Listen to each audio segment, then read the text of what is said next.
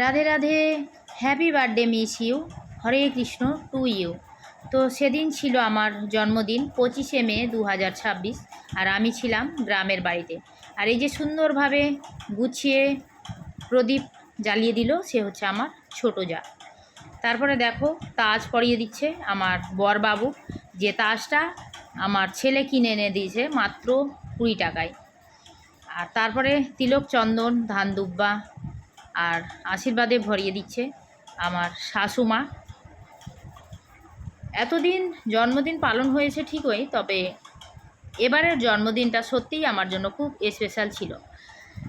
বাচ্চাদের পুরো প্ল্যানিং, আমার কোনো ইচ্ছা ছিল না সেই রকম, তারপরে ওরা সব কিছু করে ফেলেছে।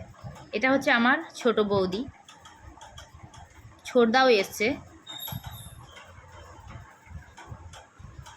এই হচ্ছে আমার ছোটদা। তারপরে কি আশীর্বাদ দিবে বুঝতে পারছে না, বেশ ভালো থাক সুখে থাক। তারপরে এই হচ্ছে আমার কাকি শাশুড়ি।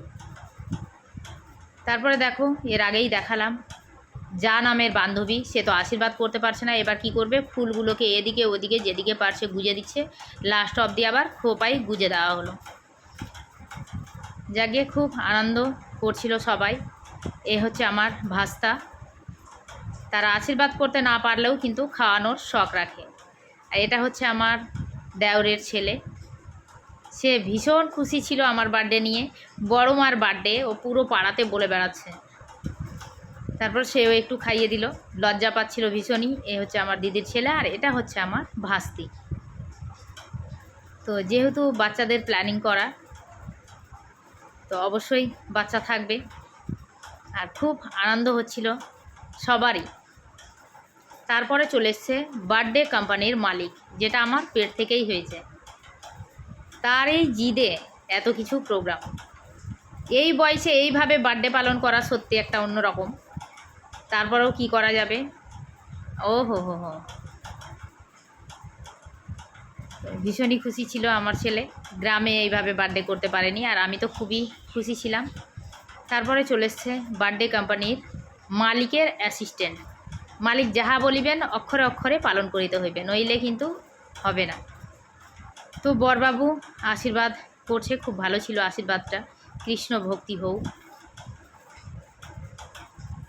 তারপরে একটা ফুল গুজে দিল কানের মধ্যে। না, ওই ছোট্ট নোটে হবে না, অনেকবার প্রণাম করে যাচ্ছি যতক্ষণ না বড় নোট পড়ে। চলো আশীর্বাদ দিচ্ছ ঠিক আছে, কোনো ব্যাপার না, কিন্তু নোটটা দিয়ে যেও, বড় নোট না হলে হবে না। না না, অমনি তো যেতে দেওয়াই যাবে না, ঠিক আছে পরে দিয়ে দিবে। এ হচ্ছে আমার দিদি, বাপের বাড়িতে এসেছিল আর কি। তারপরে সবাই মিলে ওই যে কি একটা বলে, আমার একদমই ভালো লাগে না এটা, কিন্তু সেদিন জানি না কেন ভালো লাগছিল, কারণ বাচ্চাগুলো এত খুশি ছিল, আমারও খুব ভালো লাগছিল। হরে কৃষ্ণ। এইভাবে পালন হয়ে গেল আমার জন্মদিন গ্রামের বাড়িতে, খুব ধুমধাম করে। রাধে রাধে।